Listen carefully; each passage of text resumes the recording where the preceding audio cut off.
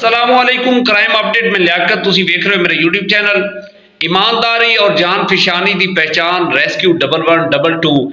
अज असी इस दे बारे तुहाडे नाल डिस्कस करांगे कि रेस्क्यू 1112 ने ईमानदारी की एक मिसाल कायम कर दी। तो पहले साडे चैनल सबसक्राइब करो, बेल आइकन बटन प्रेस करो जी। अलहमदुलिल्लाह साडा एक ऐसा इदारा है रेस्क्यू 1112 जो रात दिन जनाब तुहाडे कान तुहाडे फोन का इंतजार कर रहा है। खुदा न खास्ता जिथे कोई इंसीडेंट होवे, अंधेरी आए, तूफान आए, बारिश तेज हो, ओले बरसन जनाब, अगर कितने भी इंसानियत को मदद की जरूरत है तो उत्थे रेस्क्यू 1112 पहुँच रही है।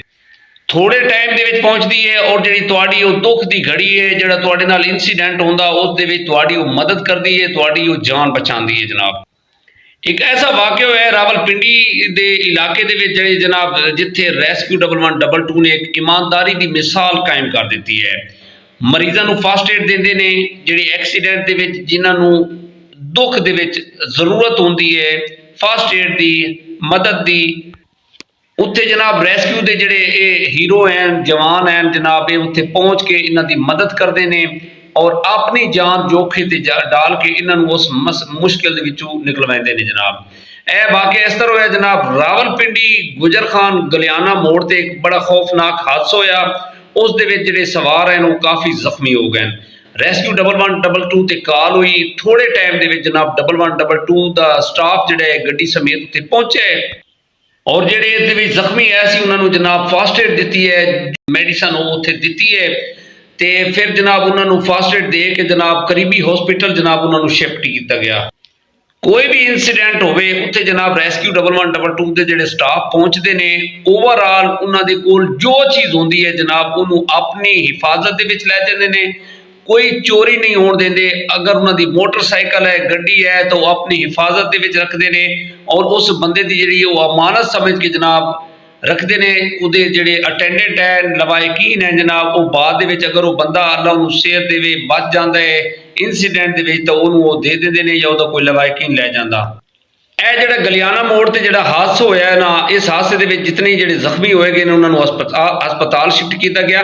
अच्छा, उन्होंने कोल ना कुछ रकम ऐसी ते रकम चंगी भली ऐसी 12,16,550 रुपए है सी उन्होंने कोल।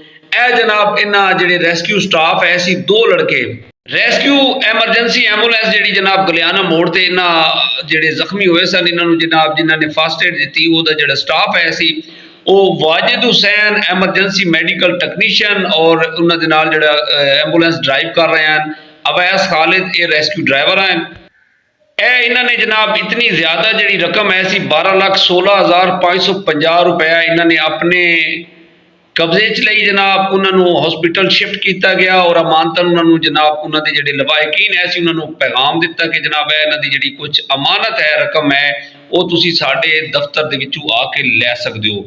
ये जनाब गए ने, इन्होंने उत्थे अपने जिहड़े इंचार्ज साहब आन उन्होंने कोल जमा कराइए पेमेंट, तो दूसरे दिन जनाब वो जिहड़े लवायकीन हैं जनाब उन्होंने आके ये पैसे रिसीव किए ने, तुसी देख रहे हो जनाब। तो उन्होंने रेस्क्यू 1112 इस इदारे का बहुत ज़्यादा शुक्रिया अदा किया और यह जो स्टाफ है इस एंबूलेंस से जी जिन्होंने एमरजेंसी की सी उन्होंने जनाब गले मिले ने और उन्होंने दिल तो शुक्रिया अदा किया गया है और ये दुआवां दे नाल जनाब इन्होंने बड़ियां दुआवां दित्तियां ने, फिर ये चले गए ने पैसे लैके।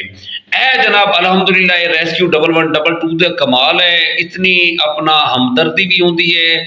जिहड़े इंसीडेंट दे विच जनाब बंदे जख्मी होंदे ने उन्हां दे नाल इतना एक प्यार मुहब्बत बढ़ते हैं, उन्होंने फस्ट एड देते हैं और जख्मियों को इतना एक मुतमन कर रहे हैं, यकीन करो कि अपना फैमिली मैंबर बन के जनाब उस फस्ट एड देते हैं और इस जी गम की घड़ी दुख की घड़ी होंगी है उसदे नाल शेयर करते हैं। और एक मिसाल जनाब सामने आई है, कई ऐसी मिसाल ने जो पाकिस्तान के सब तो अच्छा जो वर्क कर रहे हैं तो यह इदारा है जनाब रेस्क्यू 1112। असी दुआ गुआ कि इस इदारे का जो डायरेक्टर जनरल रिजवान नसीर साहब अल्लाह ताला उन्होंने लंबी जिंदगी दे और इस इदारे का असी दुआ गुआ कि अल्लाह ताला इस इदारे को बहुत ज़्यादा तरक्की देवे और जिस तरह इन्हें जनाब शुरुआत की सी सेम उसी तरह आज भी जनाब चल रहा है। जितना टाइम कम टाइम दे विच जनाब ये जिहड़े इंसीडेंट है उससे पहुँचता है और अलहमदुलिल्लाह तवक्को तो ज़्यादा अच्छा काम कर रहा है इदारा रेस्क्यू 1112। इसे पैगाम दे नाल ਸਾਨੂੰ ਇਜਾਜ਼ਤ ਦਿਓ ਔਰ ਰੈਸਕਿਊ 1112 ਦੇ ਬਾਰੇ ਇਜ਼ਹਾਰ ਖਿਆਲ ਕਮੈਂਟ ਦੇ ਵਿੱਚ ਤੁਸੀਂ ਲਾਜ਼ਮੀ ਕਰਨਾ ਔਰ ਸਾਡੇ ਚੈਨਲ ਨੂੰ ਸਬਸਕ੍ਰਾਈਬ ਕਰਿਆ। ਖੁਦਾ ਹਾਫਿਜ਼।